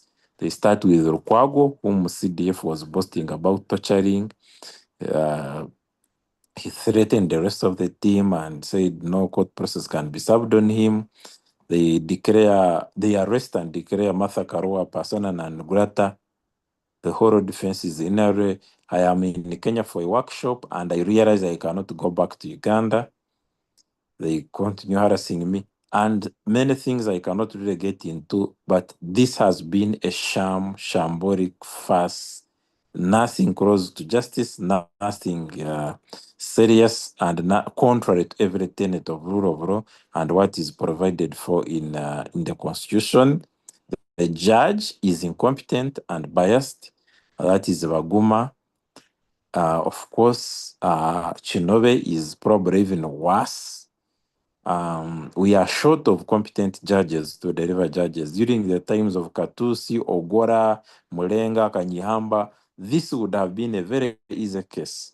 When you look at the evidence, it is just shambolic. Their star witnesses is a spy. He concocted most of the evidence. There are videos of a few meetings, but there's nothing treasonous, and certainly there's no evidence against Besigye committing treason in the sense of the law. That's why they are doing everything to dismantle the legal defense. That's why they wanted the trial to happen in the military courts, because in the military courts, it is orders from the above. And at some point, Museveni actually wanted him convicted in like a week. The fact that he has not even been able to convict him up today is thanks in part to God's providence and the efforts of whoever really spoke up against the manifest injustice. I wouldn't want to go on and on about the Besigye case, except if there is something specific to answer. Thank you. No, I think for today, what we do is we've really done justice to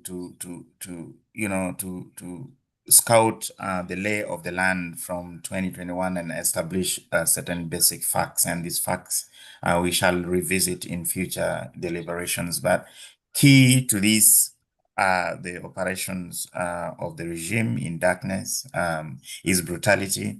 And I remember there's a clip that was going around where Museveni reminds people that Uganda is still ruled by the original NRA. And that, statement, he repeated it, which simply signifies what Professor Kionok has just stated, that the regime from its onset was never constructed for democratic dispensation, but rather to colonize, usurp Uganda and colonize Uganda. And as we have established here that really Museveni has not only disrespect and distrust for Ugandans, he has actually a more profound despise. He really does not look at Ugandans as really people worth holding onto the tag of human rights. And I think these are issues that need to be probed and discussed more. So I come back to you, Stella. Stella, all these things are happening, and we are seeing, we're looking at our society, struggling to abide by time, to be able to hope that Providence will act in a way that swings the arm of the pendulum towards liberation. But a lot of people are actually cowed. Not a lot of women are standing up, and women are really the most impacted in one way or another. Whether a woman is being abducted, her home, is left in a very bad state, or whether the husband is taken away, the source of livelihood for the family becomes tenuous. I want to bring this to you. In all this that's happening in Uganda, do you think that Ugandans can briefly on their own find a solution to this? If not, what's the assessment of international responses? Are we getting the right allies? Are we having the opportunity to connect with the right allies? Because as you know, we are in this box called Uganda, and a lot of people are suffocating. They need to get out. Who are our friends? Right. So I will preface what I'm going to say by saying that at the end of the day, I think that the work of can you hear me? I'm getting an unmute. Well. Okay, I was getting an unmute message. Sorry. Preface what I want to say by saying that the hard work of our liberation is going to come from within Uganda, period.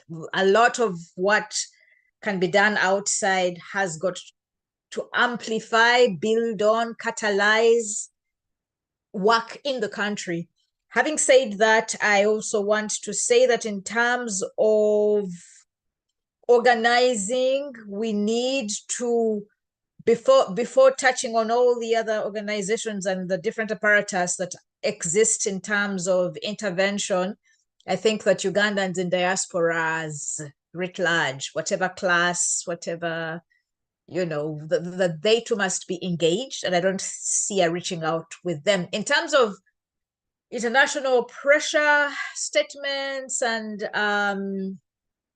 amplification by human rights organizations, that is useful, because one of the things that dictatorships thrive on is alliance, which is built on superficiality in terms of what's happening inside the country. I think why the UN Human Rights Office was closed, their mandate in Uganda was suspended, is because they were looking in and reporting outward and exposing what's happening in the country, especially if our journalists are being silenced and criminalized, and if foreign correspondents are losing their licenses, if it's becoming harder, then we have to find ways of getting the messages out and then amplifying them.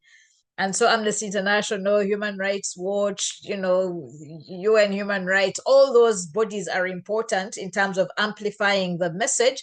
But what that does then is to isolate and deny the dictatorship favor and blind praise about its performance, whether it's human rights or freedom or press media or the performance of the police, etc, etc.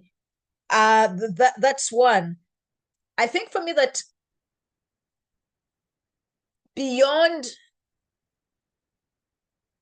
the talk, one of the things that would help greatly that I haven't seen engaged in terms of the international world, I haven't seen it engaged extensively, though it worked, is serious measures that include financial loss, right? So away from everything else, I'd want to see greater participation of the IMF and World Bank, because there have been moments when they either withheld or threatened to withhold their donor aid, their bilateral aid, their partnerships to Uganda, and then Uganda felt the pinch. Say yes to all the human rights exposures, but some of the things that are going to have much more impact from international allies and collaborators is a freeze on the income that's coming in, because it's the financial monetary enabling that allows the dictatorship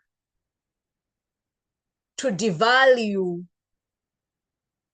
the economic and income and resource contributions that come from the country, because they're reliant on external aid. I also want to talk about the suspension of the Democratic Governance Fund, the DGF basket, the money that was coming from Europe, and that collective bag. And when that money was suspended by Uganda, what those countries then did was to have one-on-one engagements with the government and continue funding programs. But I think for me that one of the things that have to be done is somehow the situation has to become so dire that the dictatorship is isolated through income. And I think the other one that I want to mention is around suspension of military cooperation. So I'm not going for the talk, that's good. We can have bilateral discussions, we can have all this exposure, but I think that what will affect the operations of the military is a withdrawal, a slowing down, a tying military cooperation to performance in terms of protecting the lives of Ugandans, eradicating human rights violations, and ensuring democratic governance. Now, people say to me when I say that I'm a dreamer. It's not possible in the ideal world of political science, of global politics. But I think for me that the only way that our collaborations, partnerships, solidarity building is going to be effective on a militant, corrupt dictator is if it's done in ways that impact its operations. The travel bans and freezes, on individuals were a little bit effective, but it has to be more systemic and collective. So I've sort of gone for the most ridiculous, hardest, and rarely discussed option, where I don't see civilian participation in a call for these sorts of sanctions. But yeah, I'll let the other participants, panelists, contribute to the question around international collaboration. Thank you very much, and I can hear that very well. I'll try to draw in our host, Henry Salih, himself a political scientist. Henry, just briefly, we are out of time.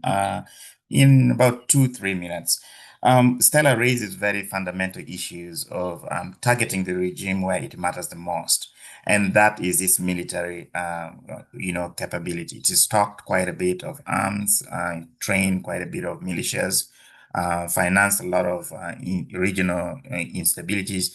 But one particular trait of the regime is that it hops onto the US foreign policies, especially in the so-called fight against terrorism.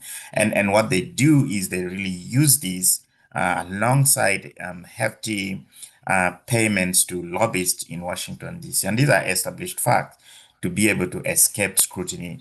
Give us your view on how effective the international community can actually participate in amplifying the voices of Ugandans. Thank you so much, Professor Omakech. And thank you so much to each and every one of the panelists. I think this has been a very insightful conversation. I hope Ugandans are following the conversation and are equally excited on how to continue to engage in some of these civic spaces. There are certain things that are possible, and there are certain things that are also ideal. Before we pursue what is ideal, which is what my sister, Dr. Stella Nyanzi, is suggesting, we need to ask ourselves one important question: that if, for instance, the government of the UK was unable to stop the education of Mr. Moses' child, how are they going to be able to stop collaborating in terms of finances, specifically in financing the military?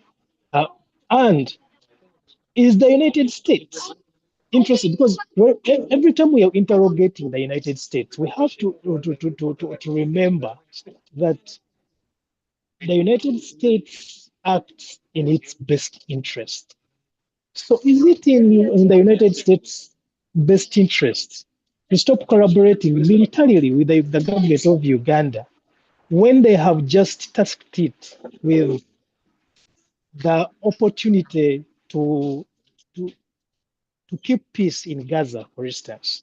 Because when you look at, you ask yourselves, where is the Ugandan militarist positioned at the moment, and in whose interest is it there? Right? We have seen our military being deployed in Gaza to keep the so-called peace. Our military is stationed in Somalia still. They are engaged in so many different international or US interested projects to govern in terms of keeping security. So when we can we pause and ask ourselves the same question: is the United States interested in stopping to collaborate with Uganda's military in regard to upholding democracy in Uganda?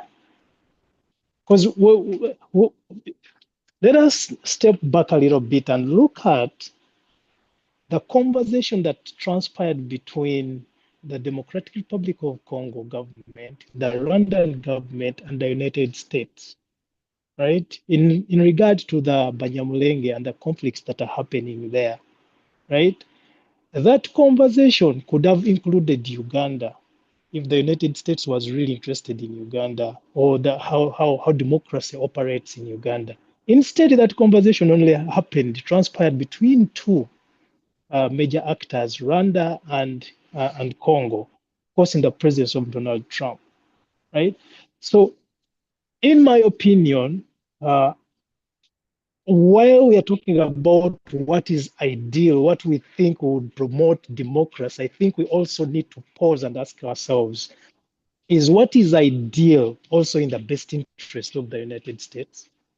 And once we are able to answer those questions, then we can go back to the drawing board and see how realistically we can pursue democracy and the rule of law in Uganda if we are going to base our conversations on international players. So I think, in my opinion, I think it should be Ugandans pursuing this without relying on international bodies. But if there is an opportunity to pull in the international bodies, let us pause and ask ourselves those questions and see how realistic it is to pull in these conversations, to pull in these international actors in realizing democracy in Uganda. Thank you so much, Dr. Morris. So thank you so much. And I just want to bring to your attention that yes, absolutely, the interest of United States, the interest of UK and its influence on Uganda's democratic space are absolutely profound. And as we've said, one of the things that the dictator has mastered so well is to hop into this agenda and flirt dangerously at borderlines with Russia and China to create his balancing act. And in the process, the bigger question is that how can the United States disentangle an ally that does its dirty work, cleaning up after its messes? And absolutely, that's a big question. And that brings me to Professor Kiwanuka, who has been at the forefront of the diplomatic struggle as well, and interacting with State Department and all these other agencies in trying to put a case for Uganda. You noticed on July 28th, 2026, the United Nations High Human Rights Office released a public condemnation of Uganda, and this followed the Universal Periodic Review of the country. And they really found that the crackdown on NGOs, crackdown on media houses, and all these activities constitute, a decline, a substantial decline in the democratic space and the free speech space. The other bigger part is that I did a quick thought after the monitor was closed, and I'm like, wait a minute, we've seen more daily monitor closures happening than anything else. And I realized that every decade, at least the daily monitor must be closed once. And I'm like, okay, this is quite interesting. But now this brings us also connects back to the point you made earlier that, the media practitioners, the media houses in Uganda that still have the aura the aura of being independent should work in collaboration with allies outside. Where do you see the role of international actors being helpful in stimulating the process of resistance, in stimulating the process of pushing back of this regime's excesses? There are varied ways in which we can attract the international agencies, companies, governments, and non-governmental organizations to respond. but I don't feel comfortable discussing one side of it. But I want you to think of Girediwa and the oil crisis in Nigeria and how the local people dealt with the pipelines and how eventually Shell BP decided to sit down and stop just funding the Nigerian government, but find out exactly what the local people were interested in. That's one side. That conversation can be very interesting, and there are possibilities to make the international agencies understand that you are working with a regime that is hurting us, and there are ways you can feel a little pain. But on the other side, international agencies can be appealed to. And if there is any morality in their function, their operations, you appeal to their moral values. And also identifying who you are talking to within those international forums or international or governments, because they are layers.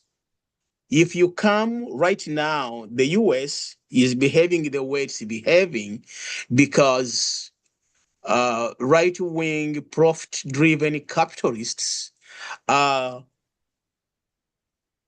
holding the sway of where the government bends. So is there an alternative to that? People you can talk to, and maybe they can convince the capitalists that what you are investing in today might hurt us. So it's an issue of strategy. How do we approach this? But in general, international statements and reports, UN resolutions, whether UN, Freedom House, Human Rights Watch, these are helpful, but they rarely change what a dictatorship owned the state media reports or what the independent media is going to face from the government. So the clearest documented cases for us to actually, and I think Stella alluded to this, to draw in the diaspora very strategically and make them understand their power. Even though in Southern Sudan things did not go well at the end of the day, but maybe they are better than what they should have been, they could have been. You need to look at that it was professional medical doctors who actually started the revolution in South Sudan, based out of Ohio, when they tried to get medication into the country and they figured out it was impossible, it was nasty. Then they asked themselves, what do we do? And they started organizing. There is a good number of us in the diaspora, and I think we are the people who can do the job on both fronts. One, on the Ugandan front, because the diaspora today is the largest foreign donor to Uganda. We need to demand some political power to accompany the resources that we deliver to the country. But also in the countries where we are based, we can be effective. We can be able to talk to the members of parliament, congressmen, the Senate, the committees, even the people who work in the World Bank. We can find them at that very individual level and discuss the plight of the country with them. And then that might eventually rise to give us some passage into the corridors of power in those institutions. Because, yes, the struggle to be won, it has to involve the people at home. But the people at home are tied down, are nailed down by this dictatorship. When I look at the current outflow of people like Elon, because they can't stay there, it's impossible. They will either be dead or leave. Then you wonder if someone with the legal knowledge, the legal exposure is leaving the country. How am I going to ask my grandmother to stand up? That becomes an issue. So the onus is on the diaspora who work on both fronts and push our concerns in both areas. Because if, for example, this is my personal story. This is why I liked America. I went to Nabingo to take my sister, and I found out that on a little plaque on the side of a building at Nabingo, there was the words donated by USAID. And stupid 9-year-old from Mpiji, I thought, USAID was some rich sheikh because the name sounded Arabic, USAID. So I later found out from my father that USAID was an American agency and they had donated the school. So because of that, I loved America because they built a school. Now, if I sat down with an American official and I tell him that some of the money that you send to Uganda is actually used to buy minivans that are kidnapping people, and the people are going to hate America, that would be a good conversation to have. And I think those of us in the diaspora, we have channels, we have processes that we can do. The big Pentagon meetings and what have you will happen eventually. But we need to start working and knocking on doors and do the serious footwork at that level.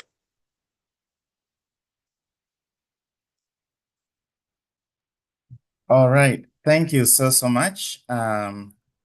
Fortunately, we have lost Aaron. I believe he's responding to a call.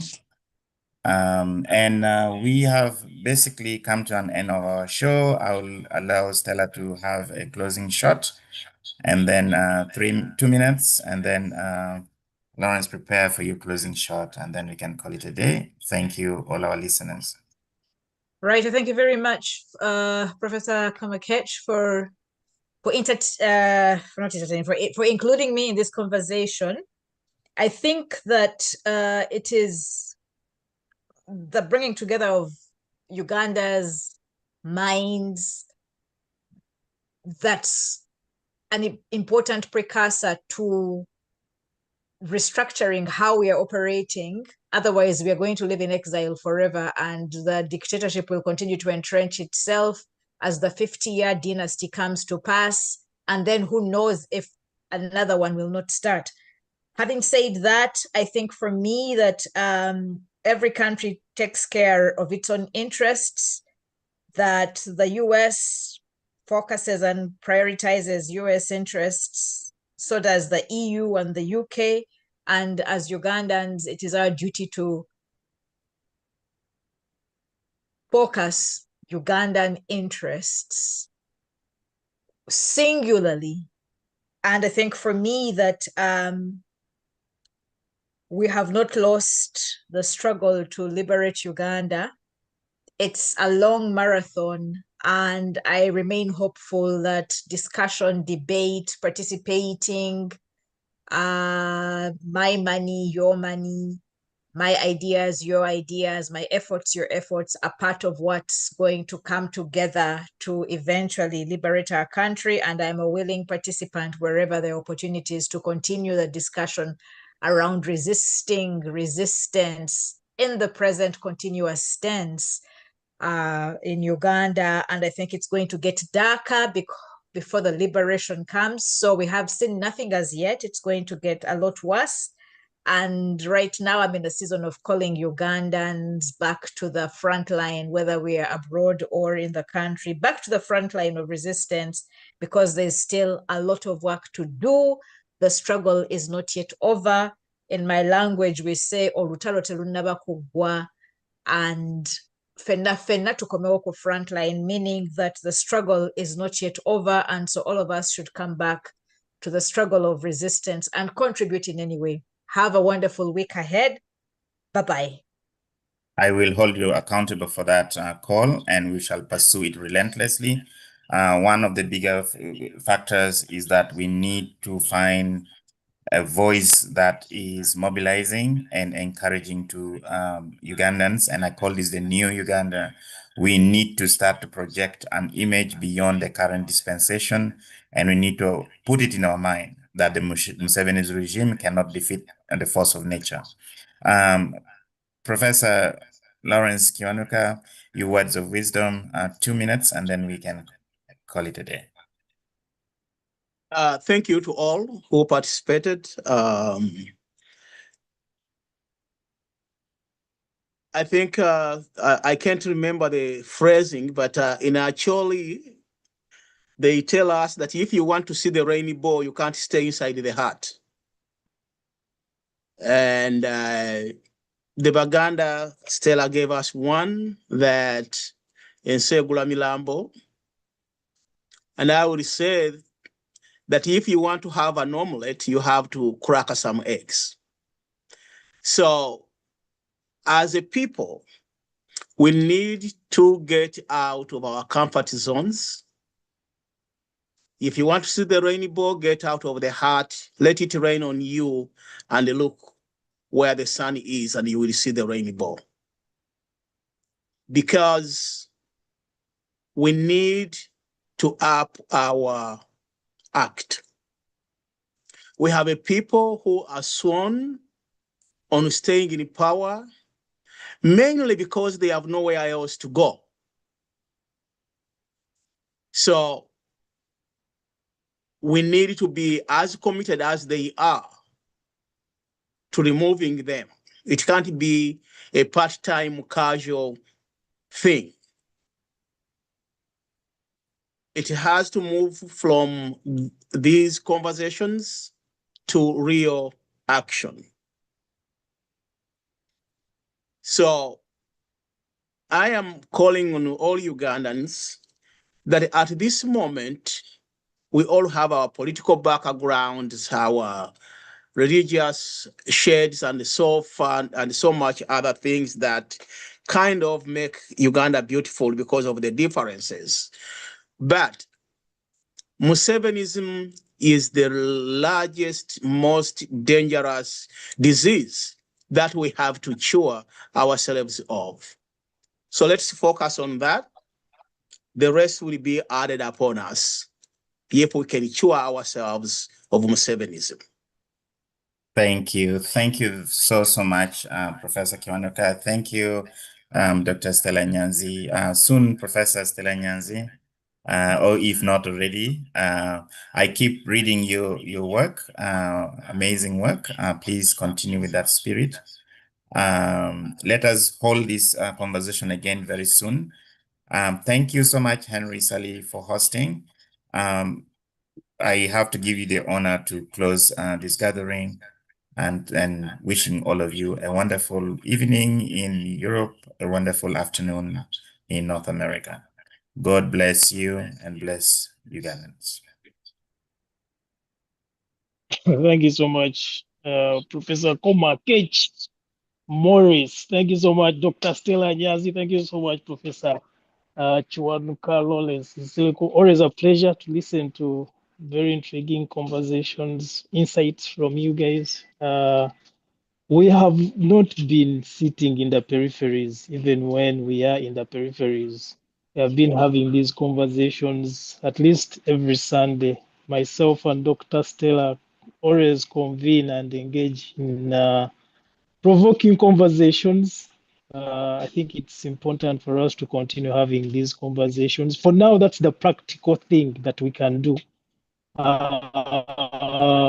also need to encourage Ugandans, especially Ugandans in the diaspora, beyond having these conversations, the action that we can do is stop sending money home. Stop sending money home. Completely stop. Stop it. Because we cannot continue urging international organizations to stop sending money home when we are also sending it. Because I think what is going to help us in this campaign is for people on the ground to feel what people are in prisons are facing, the people who are abducted. Because right now, what is happening is that we are seeing abductions on elites mostly, right? But the people on the ground, the people who sit around their tables, the people who go and downtown Kampala or downtown in Mbarara or wherever and get that money, they haven't really felt it, even when they fear to communicate it. If they have really felt it, I think what we need to do is to ensure that those who are sending money back home should stop, so that people can feel. People have to rise up, but they cannot rise up while they are still getting some bread. We need to take away everything completely. Anyways, thank you so much. God bless you, and talk to you soon. Always a pleasure to engage in this conversation. Yes. Thank you.